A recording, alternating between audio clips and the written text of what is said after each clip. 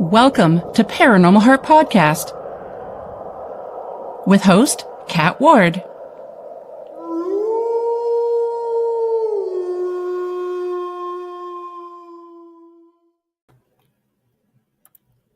Welcome, my friends, to Paranormal Heart Podcast. Tonight's segment is pre-recorded, streaming on United Public Radio Network, 107.7 New Orleans, and 105.3 the Gulf Coast. I'm your host, Kat Ward. Thanks so much for tuning in. Just want to mention the views and opinions expressed on Paranormal Heart Podcast are not necessarily those of the show host, network, or producers. And Paranormal Heart Podcast is always respectful and courteous to all involved. Folks, I have another great episode for you tonight. My special guest is return guest and dear friend, Deborah Roque. Deborah is a medium, healer, educator, and the creator of Paranormal Paradigma. She has spent the last 20 years honing on her gifts and guiding others on their spiritual journey. On this segment tonight, Deborah will be talking about subconscious healing through mediumship. So please help me welcome Deborah. Hello. Hi. Welcome back. It's been a few years. Thank you.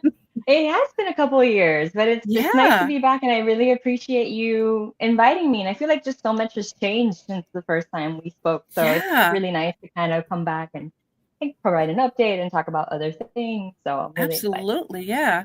Well, I remember the first time I had you on, I said I wanted to have you back. And so here we are. Thank you.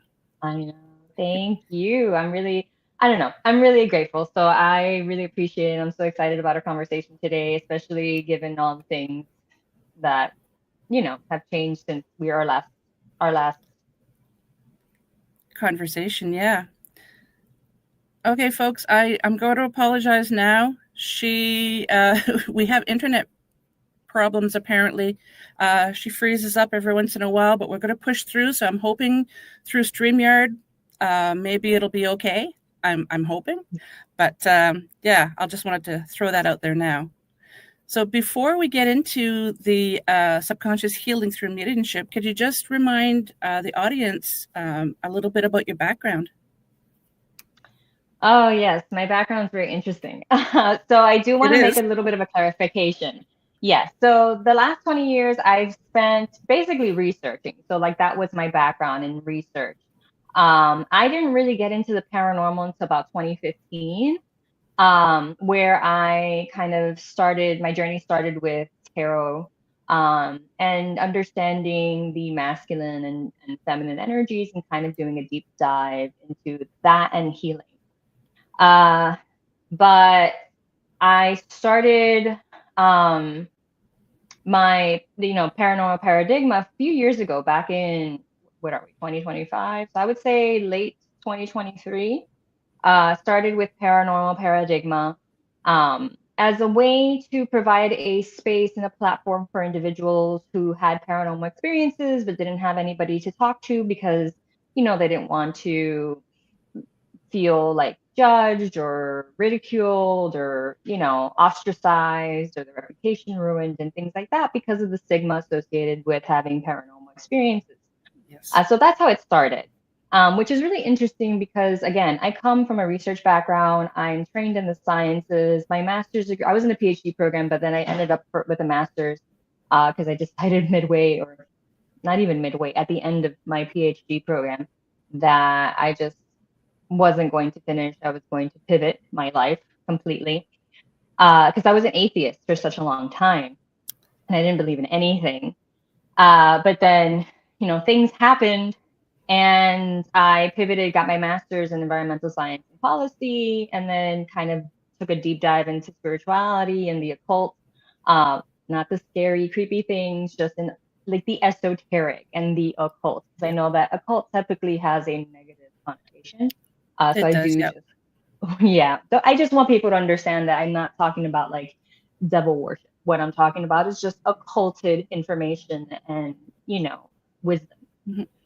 So did that. And then I started my Paranormal Paradigma quest. And then last year, almost a year into Paranormal Paradigma, last year I entered into my medium abilities, which was a ride in itself. And then since then I've been helping individuals connect with either loved ones or their spirit team, their actual spirit team on the other side. And then through that, I've been doing healing at a subconscious level with a bunch of individuals. Like I don't even know how many at this point. But it's been a ride, and it's been amazing. And I've learned a lot about subconscious healing and how our own spirit team aids us with our path and our purpose and our healing endeavors and goals.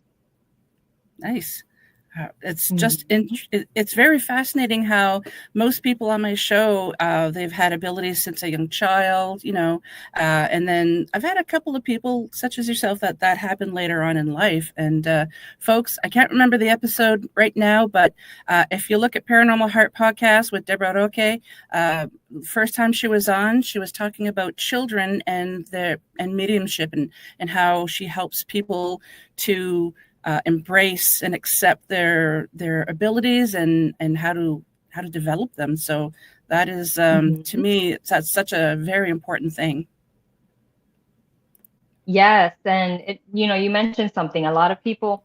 So it's very interesting. You say like, oh, a lot of people have these abilities from when they're young. Others develop when they're older, and this is true. Like the point is that we all have the potential and we all have the capacity to enter into our abilities. Some, again, just kind of enter into them a little younger because maybe they're supported a little more, they're a little bit more curious or unafraid. And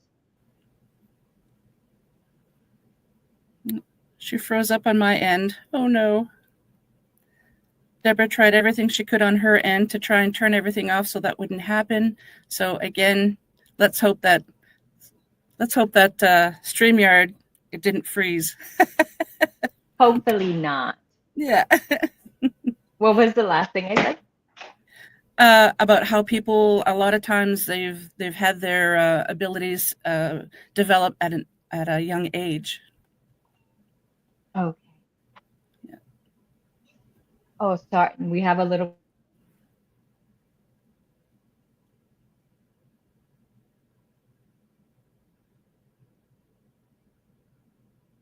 I'm gonna start doing dancing jigs here. Okay. I know. You're okay.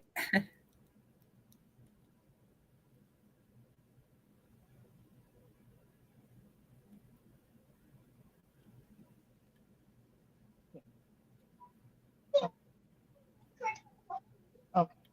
So my daughter is 5, and she's actually had experiences.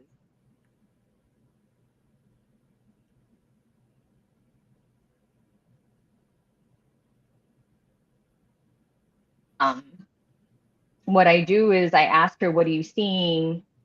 What does it look like? How does it feel? And typically she says that she sees colors. And she's like, oh, my colors, my colors. And there's a few of them, and she'll name them. She's like, oh, it's yellow and blue and pink, orange. And I'm like, good. And then one day I was like, oh, why don't you ask your colors to come to you? And so she did out loud. She's like, oh, colors, come to me. And apparently then she started laughing. And I was like, oh, and she's like, Mom, they're on me, they're on me. And I'm just like, okay. Because I couldn't see them. Yeah. But like, this is how, you sort of help foster. I'm not telling her what they are or what they aren't, but what I'm trying to have her understand is that what she's seeing is a valid experience so that she doesn't start to distrust herself or distrust her intuition or her abilities. I don't know what this is going to develop into. It's going to take time, obviously. But at least now I'm helping her foster that trust within her sight, however that looks like to her, because I obviously don't know. And that's basically, if children had that growing up, a parent or a friend or some sort of mentor that kind of fostered this trust within themselves, then they're likely to have developed this ability from a young age, which is really good. Some of us, like me, I had a very interesting upbringing where I had my mom who's Roman Catholic, Santera, it's like Afro-Cuban religion. And then I had my dad who was like a complete atheist. And so I kind of grew up in this and then I had my cousins who were Muslim, and then a few grandmothers who were like Christian. And I was just like, oh my God, like so many things. It's a whole mixture there. Wow. That's amazing.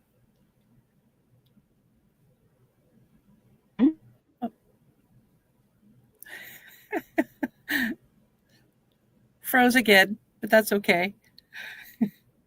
Yeah, I was just saying it's just a whole bunch of like a mixed bag of religions. That's really interesting. Yeah, and I think that really helped me and set me up for just later in life when I started doing the deep dive into spirituality, because I was just open to so many different creeds and belief Hmm. systems and practices and things like that, that I just didn't limit myself. I just went in all the way, which has definitely helped me now. So can't complain. I'm very, very, very, very happy where I am and still Well, growing. I find it important too, like the way that you're upbringing your daughter and helping other children as well is giving them that self confidence as well. So if no, not if, but when she starts showing their abilities to other kids, that if they pick on her, that they're going to have the confidence enough to say, um, I don't know, not fight back, but just stand their ground. You know what I mean? Yeah. And not Hmm. feel defeated and like it's not normal. So I find that's a Right. very important thing to do. I hope I'm doing that. I'm hoping I'm building that resilience and confidence in her, because I Yeah, know it could be a pretty, messed up world out there, and people bully yeah, people all the time if, you don't see things the way others see things, or what's, considered normal, which yeah, is, what is normal, really. So, yeah, yeah. exactly. Hmm. So subconscious healing through mediumship. Can you um, walk us through step by step how you help people do that?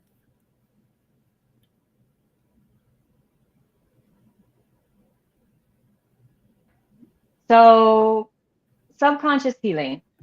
A lot of people, what's happening and what I'm seeing in my sessions and with the individuals that I connect with, what I see is that people understand that a lot of their pain or trauma is trapped or like stored in the subconscious, which is why shadow work became or has become such a big trend in the healing communities, especially in the spiritual and healing spheres, because we understand, as Jung put it, that we have a shadow, right? Like a shadow side. There's the ego, Hmm. and then there's the shadow.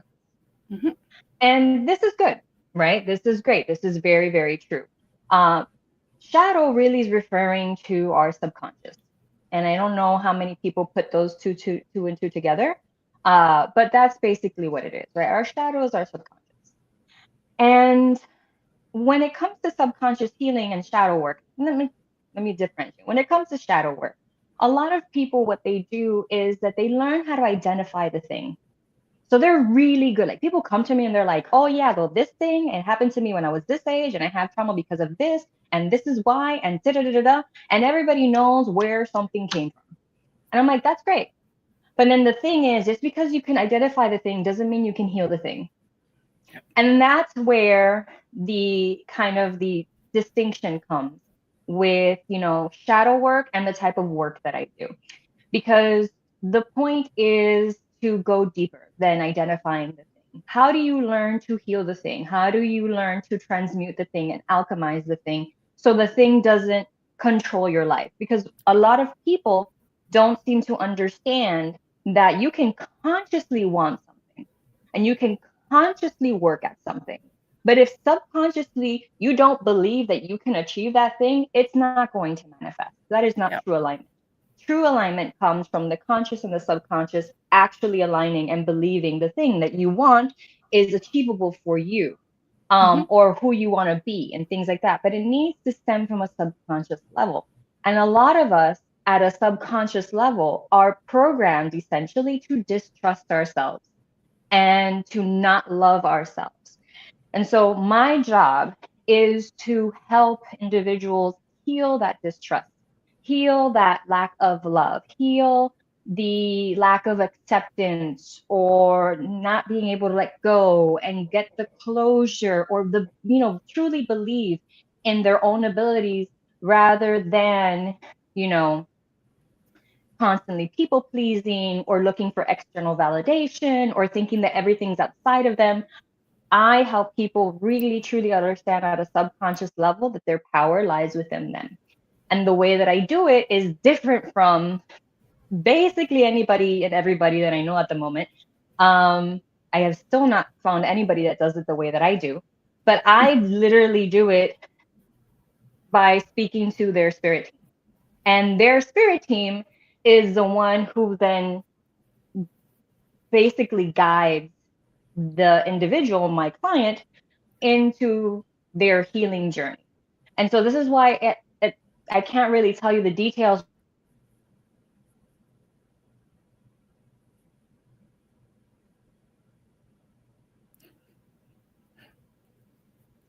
Can you hear me? Okay, good. When the spirit guides speak through me, they know their human the best. Like they know you the best. So right now, if I was speaking to your spirit guide, Kat, your spirit guide's gonna be like, "Hey, Kat, X, Y, and Z." And then you're going to be like, "Oh my God, you're right." And then they're like, "Yeah, we know. So let's go deeper." And then they give you like exercises or, tasks, I guess, or activities. And they help you get to that subconscious space. And what they want to do is help you identify subconsciously what's driving this emotion, what's driving the trigger. Why is it there? And then once you have that, once you have identified the driver of this, like the trigger, what is causing this, then they say, "Okay, we got to heal that." And then healing comes from basically deprogramming or deconstructing the idea or the belief that you already have and remembering who you are and remembering your power. And it's a repetitive process because when it comes to the subconscious, a lot of people understand it, you heal through repetition. Well,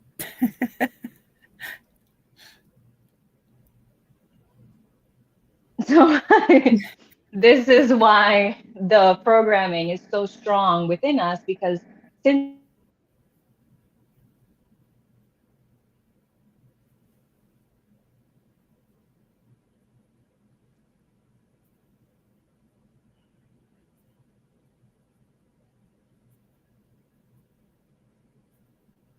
we're in our 20s and our 30s and our 40s and our 50s and our 60s, whatever, thinking and, doubting our experiences or doubting what we see or what we feel, because inside we've been programmed to be like, "Oh, well, this isn't real."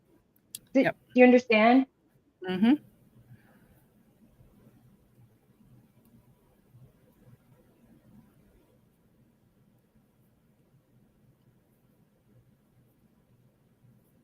So again, I help people build that resilience, build that confidence, and trust themselves. But I do it so that you can heal, and I do it with your spirit team. I don't give you workbooks.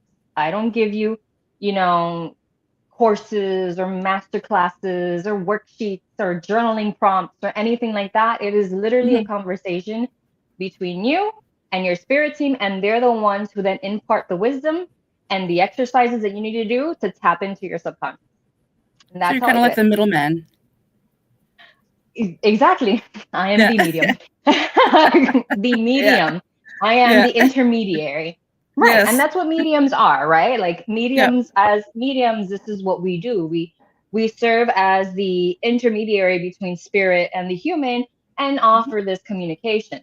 And also the thing about my technique and the way that I work is also really different because I'm a direct channel, which is very rare, apparently, from what I've been told.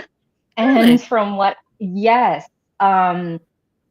I've been told, not only by spirits themselves, but by people that I work with and by other mediums, I've been told that the way that I do things is like different because I'm a direct channel, which means that I directly channel the consciousness as a fluid conversation, like you and me speaking. I can directly channel their consciousness to you as a fluid conversation, as opposed to a lot of mediums that get impressions, right? So it'll come as words or thoughts or audible, like phrases or maybe even songs. And sometimes you get symbols and colors, and then you have to kind of piece it together, which I do that. I can get information in that way. However, when I am channeling a guide or a loved one, they, and I don't know how I do this, but I just know that they're able to use me as their avatar temporarily through the session. So I become, and so like somebody had once was like, oh, you're a trance medium. I was like, I don't know if I'd like to call myself a trance medium because I don't go into a trance. I guess in a way it is a trance state, but I'm still fully conscious. And at any point I stop it and I'm like, whoa, whoa, whoa. Like, yeah. Kind of like an interpreter.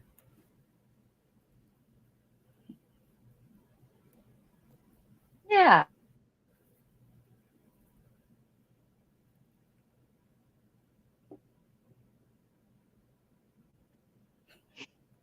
Or like with any medium or anything that comes with the paranormal, like this isn't 100%. You understand? I'm still like acting as a filter, and at a certain level, and I have to make sure that I'm filtering the right things. And like sometimes my own biases do get in the way, or like otherwise, or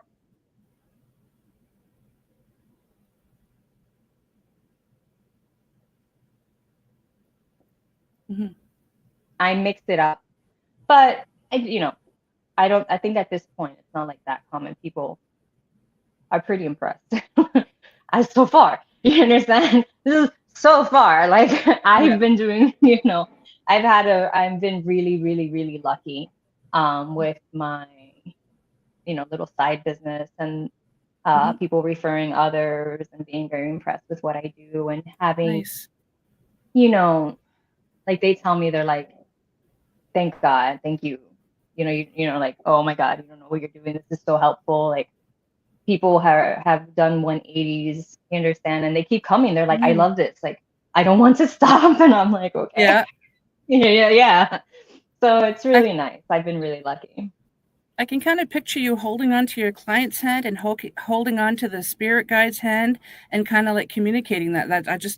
I can just picture that in a way. I mean, if they were physical, I'd probably hold their hand if they let me. Yeah. I'd be like, hey. Yeah. So I take it you get your client's permission to be able to communicate with their spirits.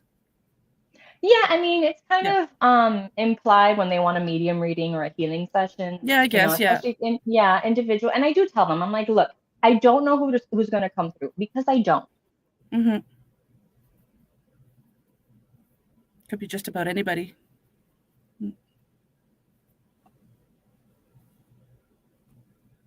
So I've had parents come through. I've had grandparents come through. I've had great grandparents come through that they've never met. Wow. I've had ancestors come through. Spirit guides come through, past loved ones come through, like lovers, like boyfriend, husbands, wives, persons from like other lives, not even this life, come through. Children, just like so many things have happened, and I just never know. And I always tell my client, I'm like, look, I don't know who's gonna come through for you. Yeah. It could be literally anybody.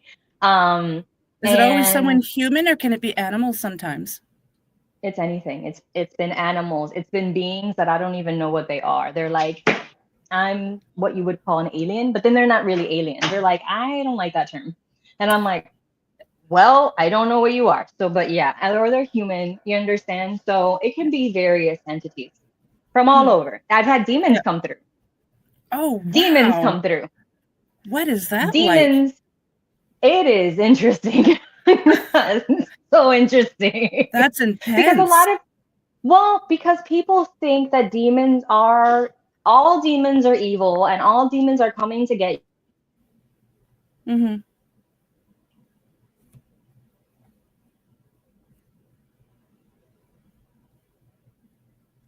Demons are beings. They're beings like anything else. And just like there's beings that like angelic beings or divine beings that go toward the dark, there are darker beings that go toward the light. And it's just everything exists. You understand?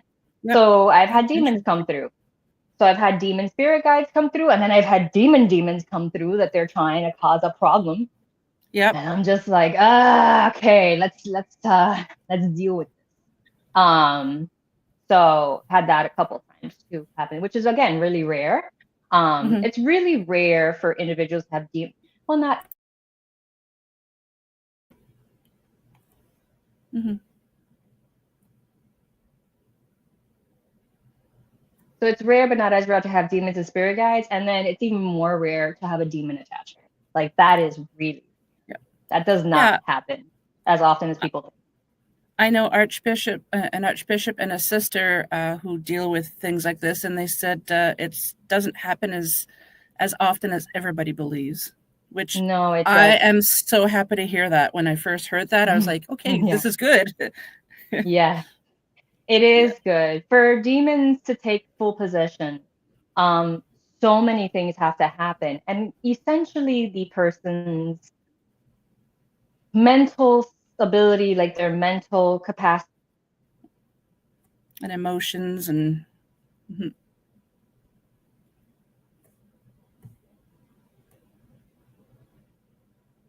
Yes, it's a big emotional thing that has to occur, and it takes time. It's not like it happens overnight. Hmm. So when you first start helping people like that, it must be challenging with some people to Yeah. let them know that they have self-worth, that they should have confidence in communicating with their spirits. You probably find that it's different with each individual. It is. It is Yeah. very different with each individual.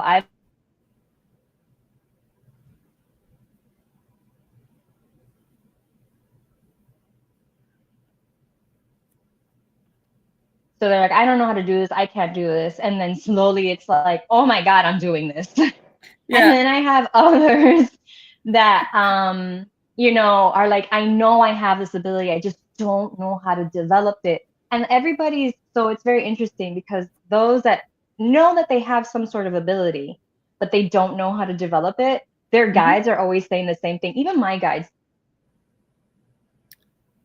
Huh. Hmm. Or you you'll heal and you'll foster the ability, heal and you'll strengthen the ability, heal and you'll come into more abilities or a stronger ability. Heal. And that's what people don't understand. But when they say heal, they're not saying like, identify the thing and say, yeah, I had this since I was a kid. This is my mom's fault because my mom didn't love me. No, Mm, it's much deeper than that. You understand? yeah. Yeah, it might be your mom's fault. It might be your dad's fault. It could be that you're a foster child. It could be so many things. Yep. However, what we got to tackle now is okay, we now understand where the root causes come from, but now we got to tackle you and how this made you feel and how this Yep. still makes you feel.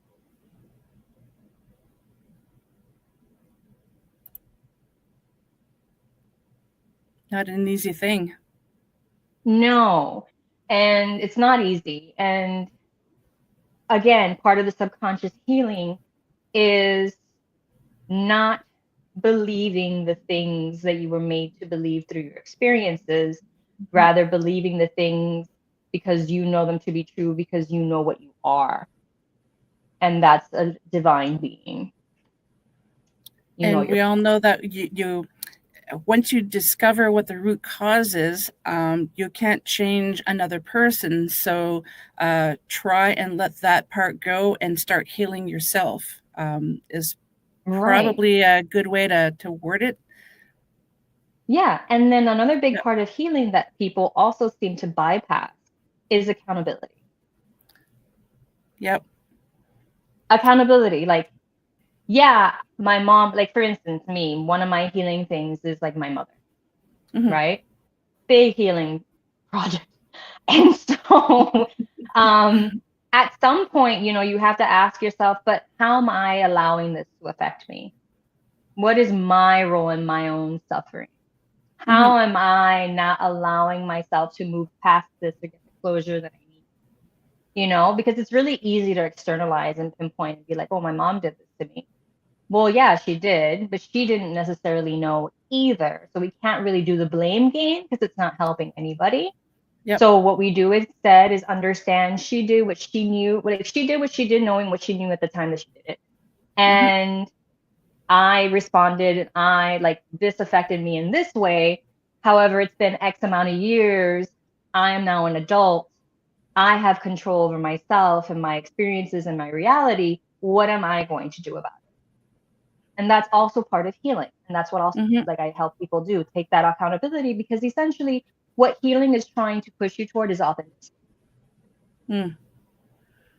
Yeah, something that I've recently learned how to do in the past few years is it doesn't happen often, but if somebody has something negative to say to me to my face, I'll just say, "Oh, thank you," and they'll say, "Well, that wasn't a compliment." I'm like, "Oh, I know, but I'm choosing to take it as a compliment," and they're like, "Well, why?" I'm like, "Well, you've decided to use your time and your energy to tell me something negative about myself. So I'm not going to let you take all the power away from me. I choose to take that as a compliment." That's just how That's an I do. interesting approach. Yeah, it's just it just popped into my head one day. It's like I'm not going to let you bring me down. Again, you thought you had to tell me something. You use your time and energy, and to approach me to tell me this. So thank you for giving me your Right. time. And then they just kind of look at you Another, like, what?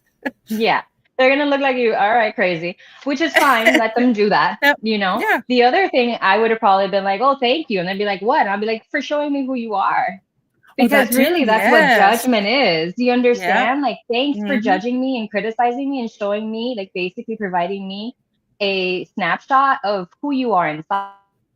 Mm-hmm.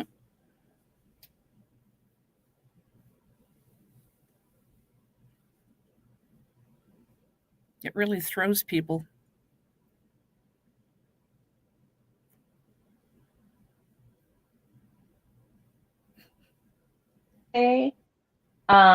Something along the lines of, you know, when you learn to realize, or when you realize that every, um, and when, oh my gosh, I should know this quote because I've used it, but here we are. The point is, like, when you realize that people are judging you, and that it comes from somewhere within, like it comes from their subconscious, it comes from their pain, then Mm-hmm. you're going to understand that every judgment that somebody makes is a confession of themselves, a confession of what they don't like about themselves, a confession of something that triggers them, a confession of their pain or of their anger, of Mm-hmm. their discomfort. So once you learn that, you're just kind of like, oh, okay. Well, and then you decide, do I want to deal with this or do I not want to deal with this? And then that's like a whole nother Mm-hmm. Yeah, I thing. think it was the fourth or fifth episode when I first started my podcast, and I had some good comments, and then I had one person because we were laughing a lot. It was a dear friend that I had, and he's from Newfoundland, and he's just a jovial guy.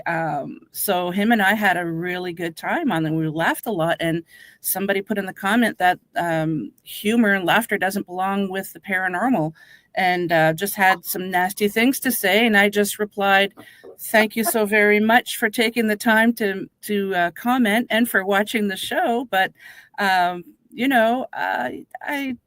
don't agree with you. I mean, how many times have we been on investigations, the team that I'm with, and we just break into song, we laugh.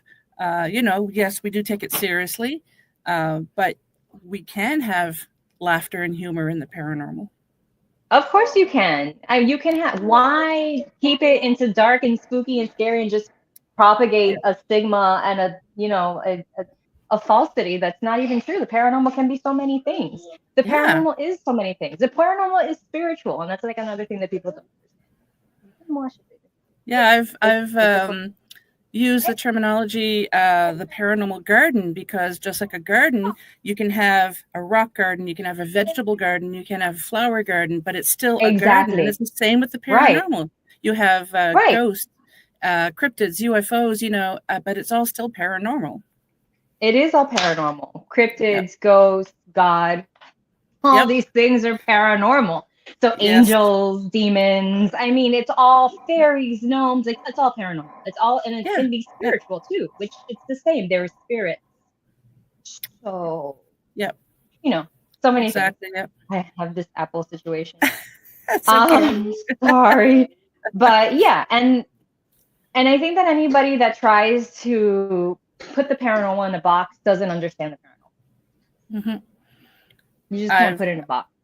I've said before, when I first started, I thought paranormal was only ghosts, and I was sorely wrong. You know, I found out years later that no, there's so much more to it. It's just fascinating. So, do you kind of put people? Here, baby. You got to feed the baby. Children things. Yeah, but she doesn't want the black stuff, so I'm throwing out the black. And here we are, being a mom. Yeah, I totally understand. Yeah. Yeah. So do you kind of put your clients in not really a meditative trance, but how does that work? Oh, like when my clients are doing their healing sessions? Yeah. Oh no, they just like a conversation right now, like you and I are having. Like I can right now, you know, at some point in our future, we wanted to have a session or whatnot. Mm-hmm.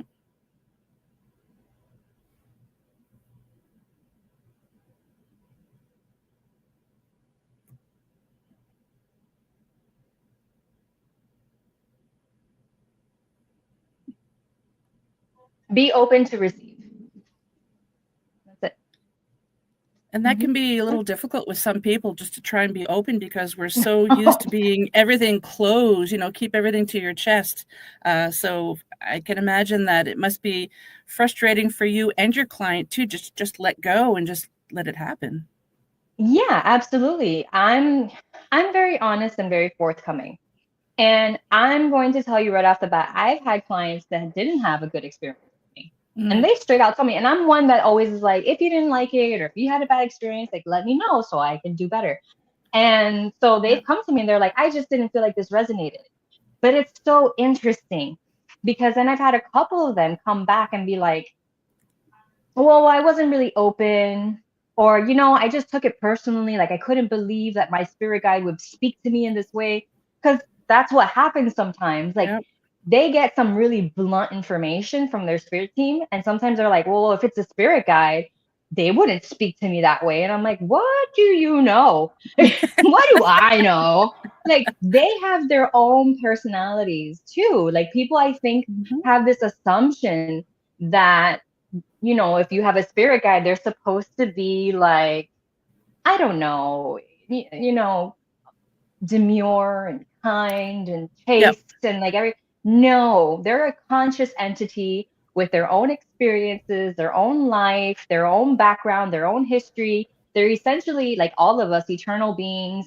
They have history, they have experience, and you guys have a past. So they know you better than I do. So they're going to speak to you in the way that they're comfortable with and who they are. And so I'm just like, I'm just a Yep.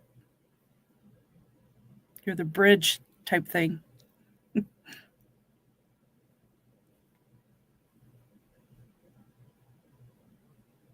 Oh, I lost your audio.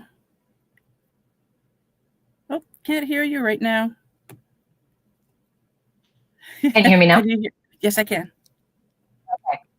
Okay. Yeah, so it's just really interesting. Some clients have a bad experience and they come back and they end up being like a healing client, and we do healing sessions together now. But that's because you have to understand that oftentimes these beings know you better than you know yourself, and they're going to put a mirror in front of you and it's going to be uncomfortable.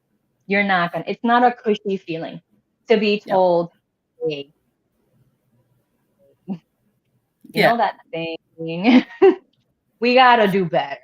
You understand? Yeah. Or like I had one client get mad because her guide was like, you're trying to do healing in the divine feminine and you want to heal the divine feminine, but you're not doing it right. I need you to do this. I need you to do that. And then she was like, I have the divine feminine healed. And and then he was like, you don't.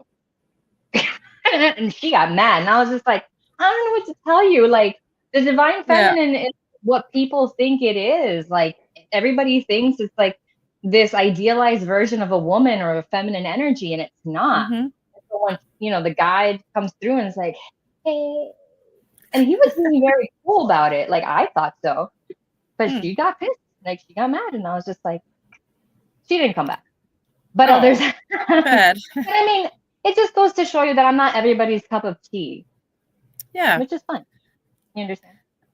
It's kind of like when my friends, when they ask me my opinion, I'm going to be diplomatic about it, but I'm going to tell them what they need to hear, not what they want to hear. And I usually warn them until they get to know how I am. It's just like, well, are you sure you want my opinion? Because I will give it to you, and so it's kind of like that with the guides probably. So I'm going to tell you what you need to hear, not what you want to hear. And probably some people are like, whoa, where did that come from? Well, yeah. And then, that's the other problem too, that a lot of us have also been conditioned to this sort of like tiptoeing around the problem. Like, we always have to make sure that we tiptoe and we don't hurt somebody else's feelings because, oh my God. And it's like, well, we can't control how somebody else is going to receive the information. Mm-hmm. My role as a healer and as an educator is to just be honest and to be authentic and to be like, hey, this is the real deal. Take it or leave it. Obviously, do it in a way that, hopefully comes off the best way possible, kind, compassionate, understanding, considerate. But like, even if I do it that way and somebody still doesn't like take it or, misconstrues it, I can't do anything about that, and that's okay. Like, I've had to learn and heal through that myself because I've obviously had people misconstrue or like misunderstand me or take what I've said, in the wrong way. And I'm just like, I thought I was doing a good job. And, later to find out, like, maybe I did, but they didn't take it right. Or maybe I just said something that irked them. And I'm like, okay, well, I won't say it like that again. You understand? Like, we're all living and learning. Learning, and exactly. Yeah. Exactly. Just going to say something here, and I can't remember what it was going to be now. Oh, good grief. Nope. I was like, I got to write these things down as they come to my mind. About healing, about no, I was gonna say something, and I just, it's gone. I'm sure it'll pop back. Oh, yes, now I remember. So some of the clients that tell you that no, it didn't resonate with me. Have they ever gone back to you and say later on, it's like, actually, something happened, and oh my God, this is what you were talking about? Yes. Yeah. And that's a very validating experience. Because it's kind of like, oh crap, but like I don't know, maybe did I do it right or did I get something wrong or anything like that? And then later it's like, actually, you were right. And I was like, oh, okay. And that's the other thing too. Sometimes these things take time. You understand? For you to come into that truth or for you to come into that situation that was told by you or whatever, or for you to come into that.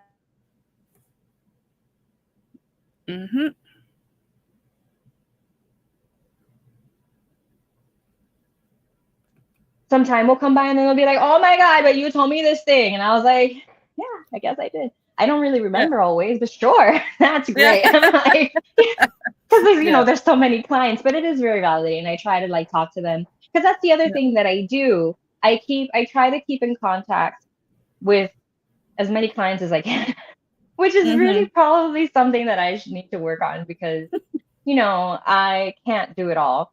But it's just really nice developing a relationship with the people that you help heal or you help, just give them information or guidance or support on something that they need. And then to kind of check up on them and be like, hey, how are you doing? Or, are you okay? Are you doing better? And what I do with my healing clients is I give them all my number so that at any point in their journey, if they have like a problem or they experience something paranormal or spiritual and they don't understand what it is, all they have to do is text me and be like, Deborah, I don't know what is happening. And I'll be like, all right, let's go. And then I try to guide them through it or whatnot. And then sometimes we talk about it in our next session. And then, their guides give them more information and more insight on what kind of experience they were having and why. And it is really, really cool. So I'm I try to be not only a healer, but a support system for my clients, because it's a lonely road out there. Like having abilities like these, or like experiencing the paranormal or spiritual, is such a unique experience. You might have something that happens to you, and while somebody else might have something similar, it's not going to be the same. So it's still kind of a lonely road at some point or at some level. But understanding that you're not alone in this, that you do have a spirit team that's watching out for you, that you do have people who believe you, and that you do have people that are there to support you, is so important in the healing journey and coming back home to yourself and trusting yourself in this thing that we call life, and being the best version of who you are and entering into your purpose. Which a lot of people tell me, like, they're like, am I on the path? Am I on the right path? Is like probably one of the most asked questions that I get. Yep, I can imagine. Yeah. Or we doubt am I in ourselves. my purpose? Right. But what people don't understand about purpose is you. You are the purpose. So when people are like, oh, am I living my purpose? Well, are you living your truth? Are you being authentic to who you are? That is your purpose. Whatever that looks like and however that manifests is only a, my gosh, how would you call that? Like a limb of your purpose. You understand? But your purpose is you. And a lot of people, my healing clients, like, they're getting it and they're like, oh, but it's kind of a hard concept to grasp, because we're taught that some purpose is outside of us. It's something external to achieve. And it's not. Purpose is completely 100% internal, and it is who you are and who you came to be and who you are authentically. And so once you align to that, anything you do is part of your purpose, because it's what you want to do and it's part of who you are. And so those two questions is like, well, am I on the path? Well, are you living your truth? Are you being true to yourself? Well, then, yeah, you're on your path. Are you not? Well, then, we gotta, like, make change some things. Yeah.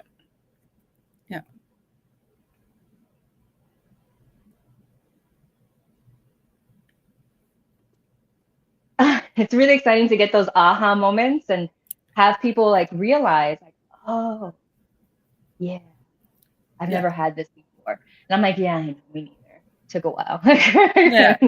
So yeah.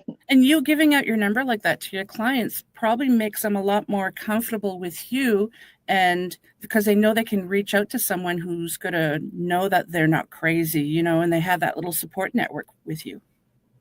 Yeah, and that's something I toggled with, because when you look at like good business practices and things like that, it's kind of not really, it's kind of looked down upon, you understand? Or people have like a business number and they don't give out their personal number. And I'm just like, but my business is my life. Like, this is my life. This is my purpose. Like, I'm not different from what I do or who I am. It doesn't make sense to make that distinction, at least for me. You understand? Given what I do, it doesn't feel aligned to me. That doesn't mean that's not a good practice for other types of businesses and other types of people, and that's fine. But for me, it just feels a little impersonal to have like a business phone or a business line. Oh, you're muted again. Yeah, I got a call. Weird how it does that. Oh, okay, gotcha. Yeah. So so for me, it feels a little impersonal and a little unaligned to be like, oh, let me give you my business information, my business number, my business email. Like, I'm just like, I mean, I do have a business email, but it's my name, it's me. So because it's just part of my website, but it's not like it's separate from myself. You understand? Nobody else is doing that. I'm a one-woman show, Kat. So it's all me. And you're amazing. No, thank you. Thank you. So I have a few more minutes. I'd like to talk about your show for a little bit here. I mean, you do it in English and Spanish. Like, I don't know how it's difficult enough doing it in one language, let alone two. So how does that happen? Is it the same episode? You just kind of like translate it? So it's interesting you use the word show. I think you're being very kind and magnanimous in using the word show. I don't have a show. I have a YouTube channel, but I haven't really done a lot on it because I've been going through so many changes. I'm moving. Gotcha. I had a transition with work, whatever, personal life. Mm-hmm. But what I used to do was, do content and produce content. And then my readings and my sessions, I can do in English or in Spanish. And I like to do things in English and Spanish to reach a bigger, majority of Mm-hmm. individuals, a larger demographic, a larger population. But realistically, I, again, as a one-woman show, you saw I have a tiny, and she takes Yep. up a lot of like the time too. I have to be, Mm-hmm. very structured, even though like sometimes these things can't be that structured. And Mm-hmm. so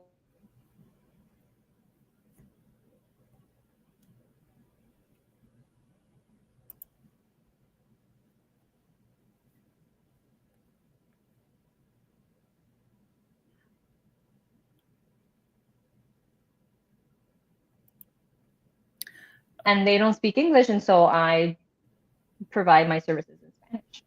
I'm very fluent in Spanish, and I That's can amazing. translate things and help people understand. And yeah, that's what I try to do. That is amazing because as you know, and most of my listeners know, I do speak French, but I've lost a lot of Mm-hmm. it over the years, and I'm really not comfortable to do like an entire episode in French.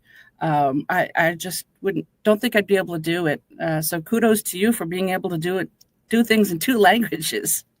It is not always easy, but it is No. really good, and especially since you're in Canada, that would be great for you. Like maybe do like a like here we call it Spanglish, like English and Spanish, Oh yeah, Spanglish.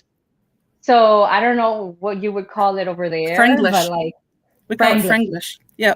Yeah, so do a Franglish show where like maybe you do what you're comfortable. Yeah. That would be very interesting. Yeah, so I'm listening. Yeah, maybe. Because I am of a Acadian background, and that's Acadians and Oh, Cajuns, we're cousins. yes. So our Acadian language is very, very different. It's we call it Chiec, which is Franglish, so you mix English and French together, and some of the French terminology is from really old uh, Hmm. peasant languages, but Right. Acadian is very interesting language. Practically lost completely. Yeah, well, except in New Brunswick, Hmm. Yeah. back where I'm home. I Yeah, mean, where home is. But right. yeah, And yeah, it's very localized. It's not something that's very common across the nation. exactly. Yeah, Yeah. yeah. Hmm. I remember Yeah. years ago showing my kids the difference between French and English, or sorry, French and Acadian, and they're just like, "What?" It's like, yeah, it's like a Probably. three. It's like I speak three languages: French, English, and Acadian. It's An just Acadian. yeah, Yeah. Acadian. Yeah, Hmm. it's That very is different. cool. It is. So, Yeah. but it's nice that at least somewhere they're trying to keep it alive in the best way that they can. I wouldn't be surprised if in a few generations it's kind of, so hopefully Yeah. not. Hmm. Hopefully, yeah. I try to teach my kids the Acadian French, Hmm. but I, unless you're really raised and like grown up in that Yeah. language, that culture, it's really difficult to wrap your mind around it because they did go to French immersion, so they did learn French when they were in school. But Yeah. yeah, that's a completely different language. Right.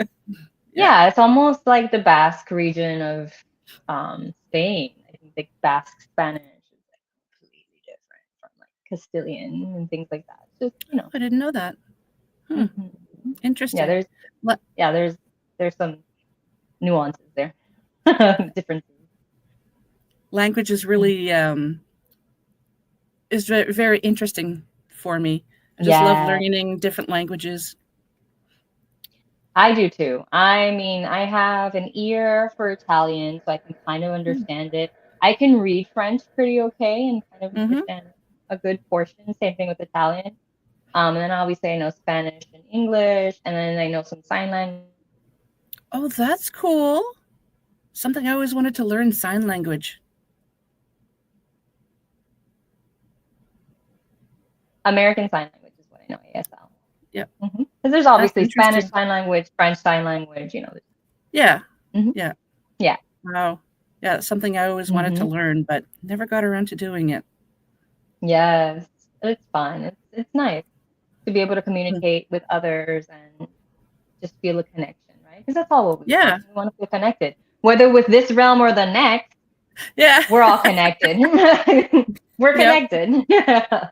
Definitely. So, yeah, it's great, and I'm really happy to be here. And though coming into my abilities was a bit of a trauma for me, a trauma experience, but now that I'm here, um, and helping people heal and helping people really heal, like actually at a subconscious level, like something that, you know, they didn't even understand how to really do. And a lot of therapists don't really help with either, is part of the problem too, because then I have people who go to therapy and they're like, I didn't learn this in therapy. And I'm like, no, you probably won't.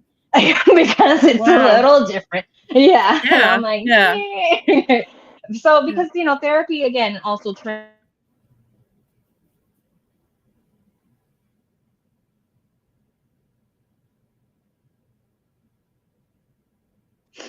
when it comes to healing it, it's not always the best. You know, this is why then psychiatry's there. And then again, there are some modes like EMDR is a really popular technique that helps what's that? with I've never. subconscious programming. Oh My God, what is it called? I forget what it's. No, because I won't be comfortable if I don't remember now. Yeah, we got to do it. Is it the eye movement desensitization? No. Oh, yeah, psychotherapy technique primarily used to alleviate the distress associated with traumatic memories. And that actually helps work at a subconscious level. So it can actually help you subconsciously heal some of these things, and it's actually a really good modality. So I would say, like, unless you're doing like tapping or EMDR, you're probably not getting into a lot of subconscious healing. And even then, I think EMDR obviously has its all, you know, limitations too, as far as the true workings of the subconscious, unless the psychologists themselves have. But yeah, so not everybody gets that experience with the therapist. And so it's really cool to be able to add to their sessions or to add to their knowledge and to their experiences and their resources through the healing sessions. The more tools in their toolbox, the better it is. Exactly. Right. Yeah. Right. And the more confident they feel, and the more they feel like they have a better handle on their life and themselves, which is really important, especially for mental health. Yep, exactly. Well, Deborah, we are at the end. I want to thank you so very much for coming back on. We have to do this again. Could you please tell the audience where they can find you? Yes. So first place is my website, www.paranormalparadigma.com. The spelling is here if you guys are looking at a video. And if not, I'm typically active on Instagram and Threads. My handle is at Paranormal Paradigma, or TikTok, not as active. Yeah, me either.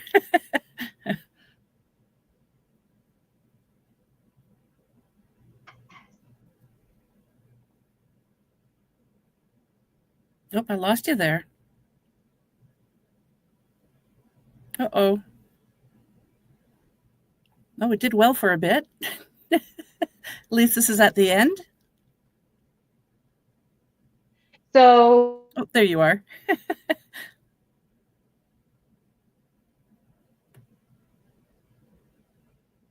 have nope, more gone of a again. Oh, there you are. Okay. Yeah, I you have froze a plan there for to a minute. have I have a plan to have more of a show thing going on YouTube once things settle in my personal life. Again, moving, my daughter's starting kindergarten, and I'm just like, busy times. And I just had a promotion. What is that? A promotion.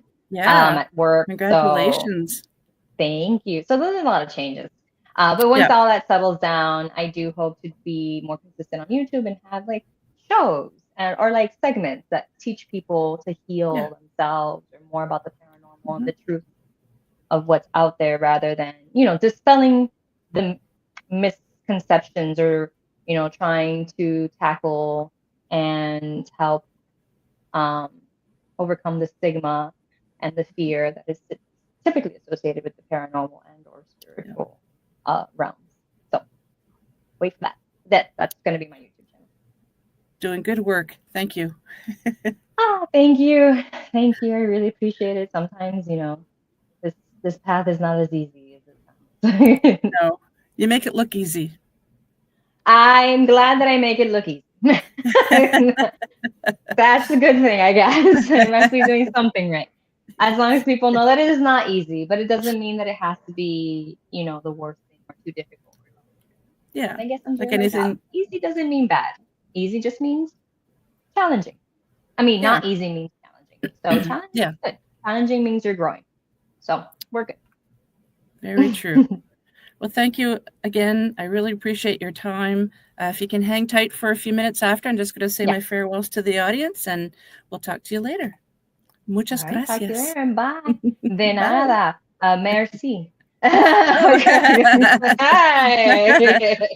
I know what that means too. Thank you. Well, thank you to my special guest tonight and my amazing audience in UPRN 107.7 New Orleans and 105 the Gulf Coast. Remember, if you enjoyed the show, please support us by liking, subscribing, sharing, and commenting. And another way to help support the show is by grabbing some swag. If you're watching the video, you can see the Paranormal Heart podcast mugs. If you're interested in purchasing one, just drop me an email at paranormalheart13@gmail.com. Until next time, take care of each other and much love to you all.